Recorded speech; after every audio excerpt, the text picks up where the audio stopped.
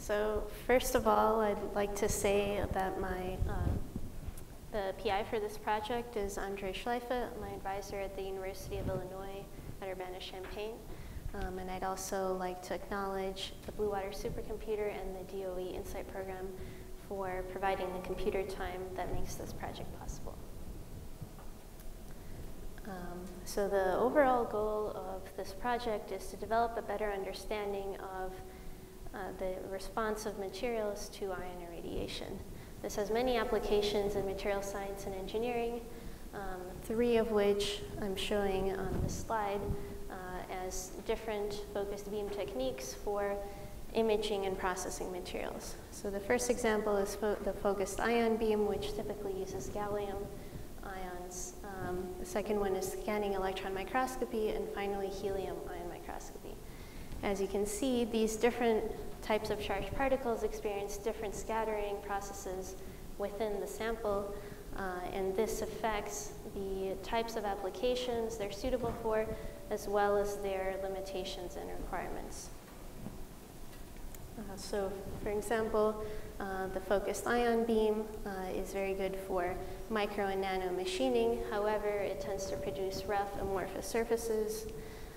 Scanning electron microscopy is widely used for imaging materials, but it requires a conducting sample or a sample that's been coated with a conducting material.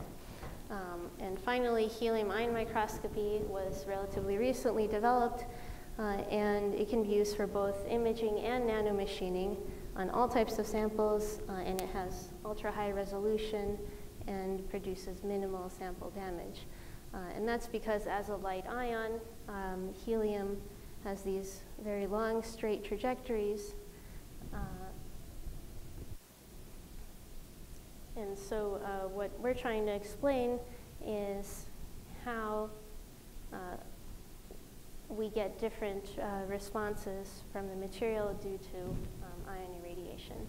So this is the general setup for what we're studying. We have an ion irradiating a target material. We're interested in ions, including protons, alpha particles, and highly charged xenon ions. And for target materials, we're studying aluminum and carbon. In the case of carbon, obviously we're interested in graphene and few layer graphene. In this talk, I'm going to be focusing on the case of a 25 kiloelectron volt proton irradiating a 1 nanometer thick aluminum sheet.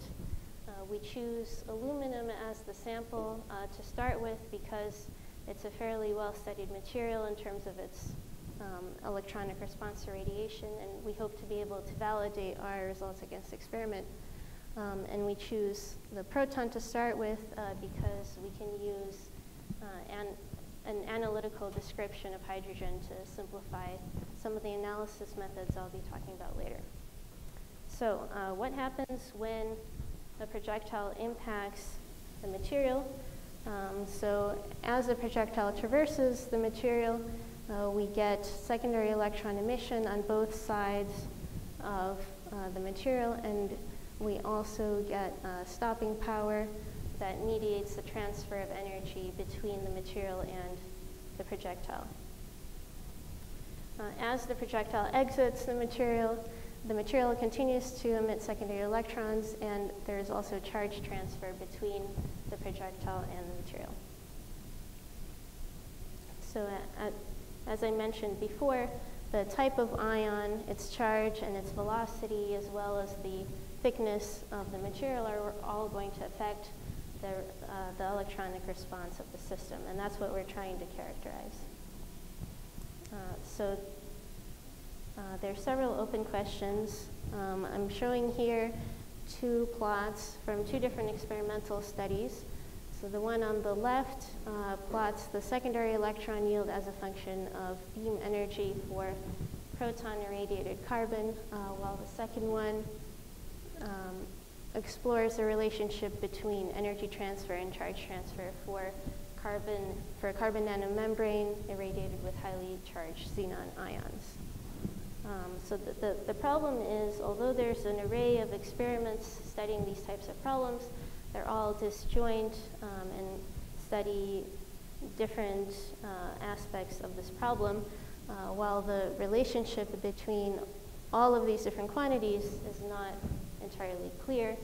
Moreover, experiment is not able to study the dynamics in the system because they don't have small enough temporal or spatial resolution.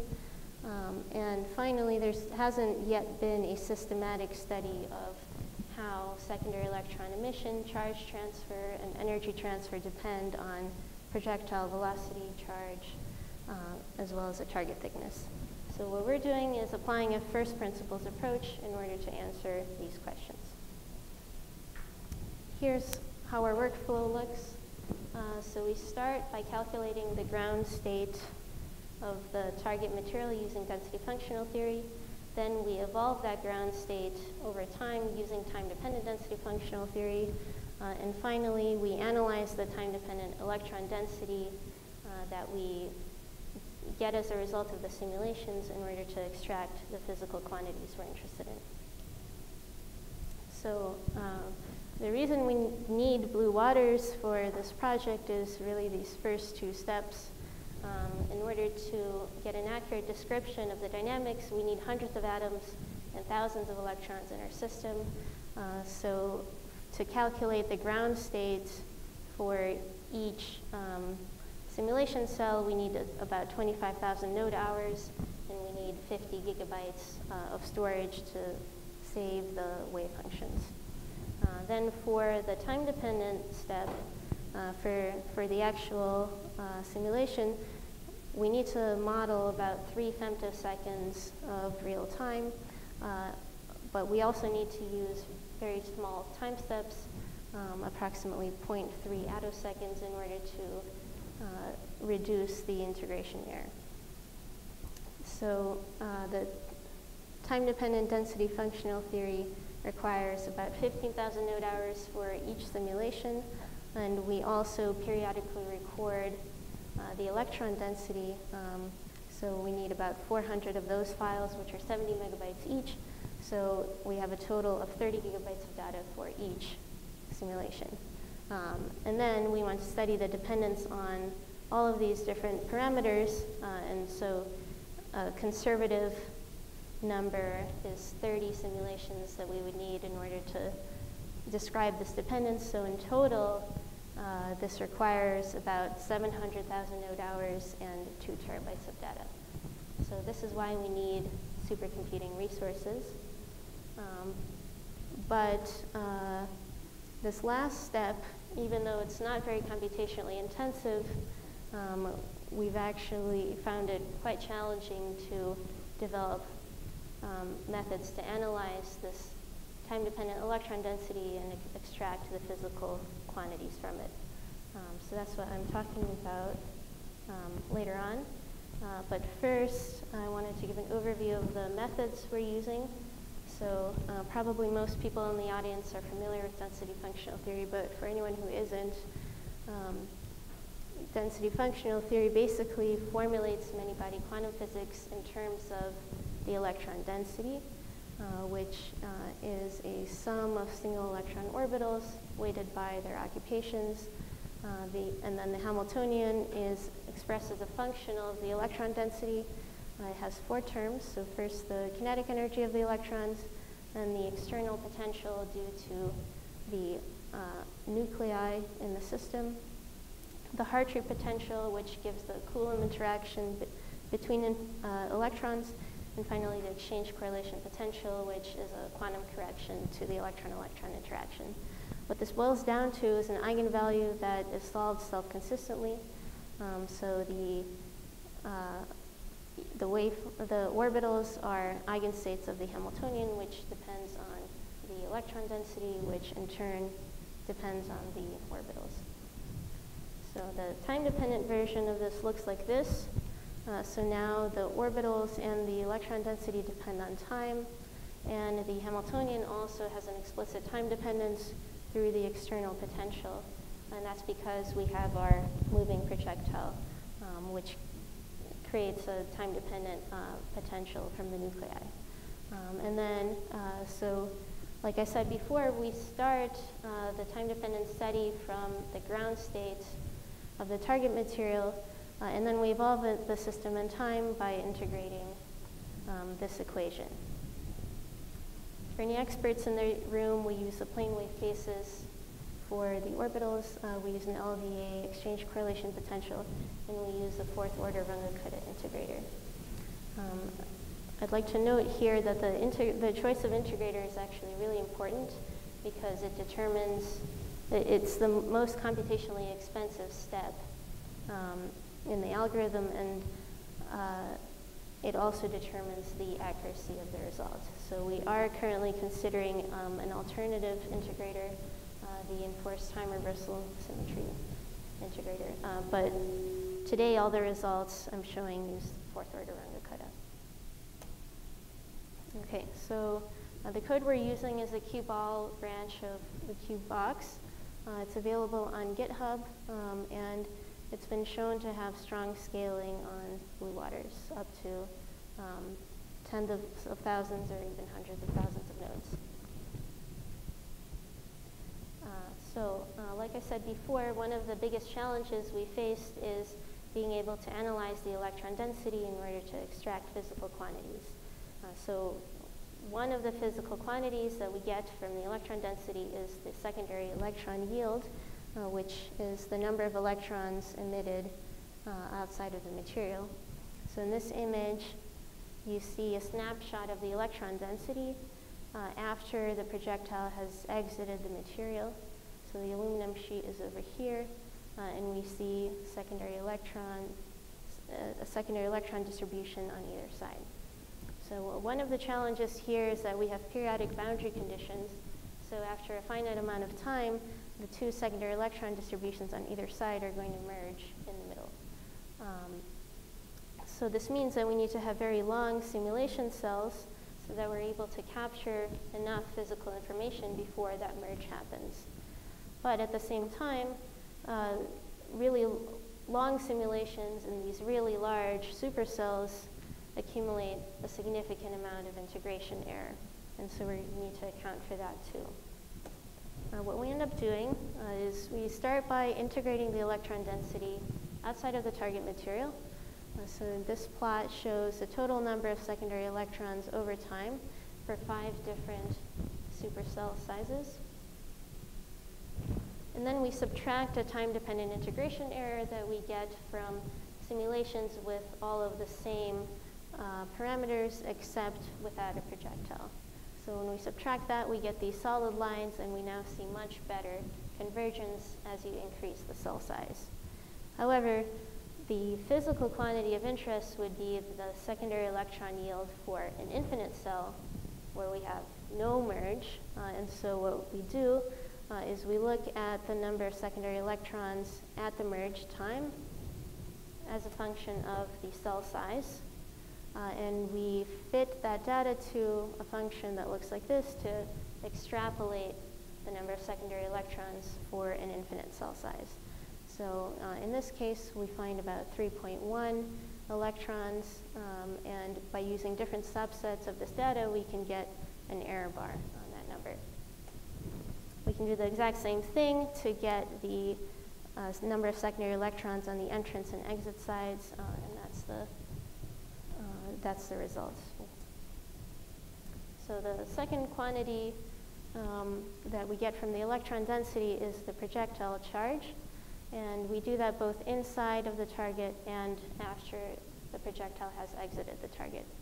So the challenges here are being able to distinguish the number of projectile, or being able to distinguish the electrons that really belong to the projectile from those within the material, as well as distinguishing the projectile electrons from the secondary electrons in the vicinity of the projectile.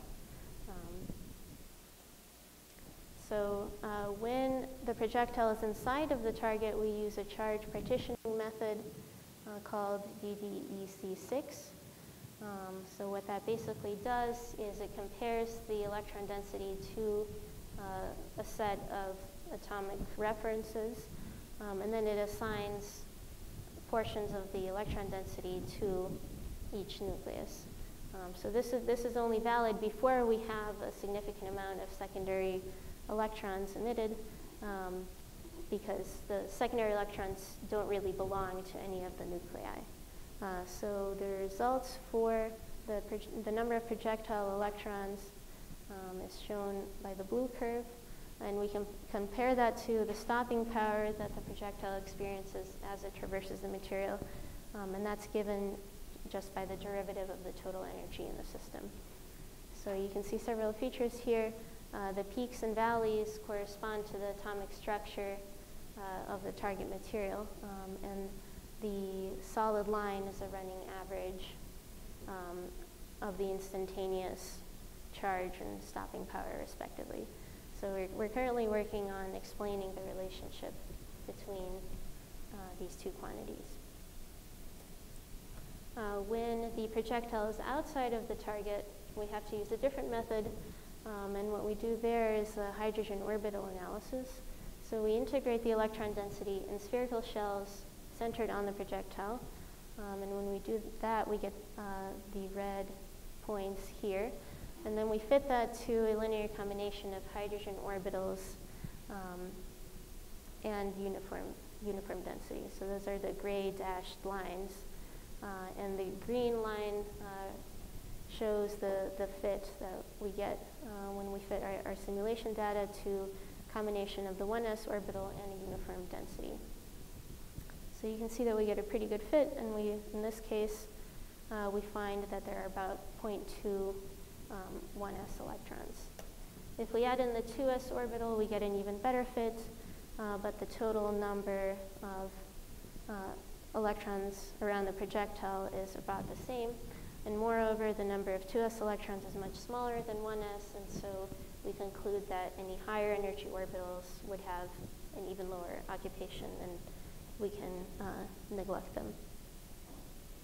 So this is what the fit looks like at a single point in time.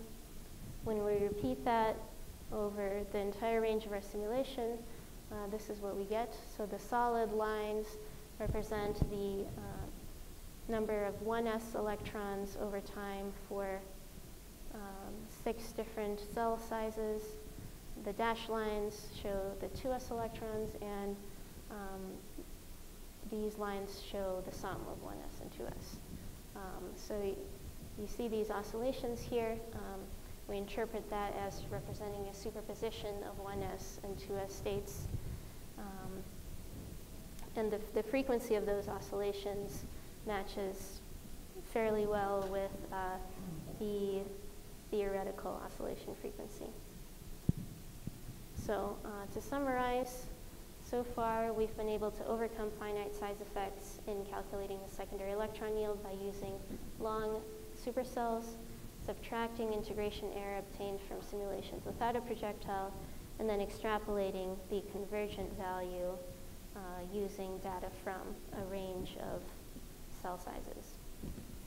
Secondly, we're able to accurately determine the projectile charge using charge partitioning when the projectile is inside of the material, and orbital analysis outside of the material. So ongoing work, we are thinking about ways to characterize the charge distribution within the target material and how quickly that charge distribution relaxes over time. And we have some potential collaborators that are hoping to use that information in their molecular dynamics simulation. And we are working to systematically apply our analysis to determine how the physical quantities depend on things like the target material thickness, the target material type, projectile velocity, and the trajectory it takes through the material. And finally, we hope to compare it to experiment in order to validate our results. So thank you. Are there any questions?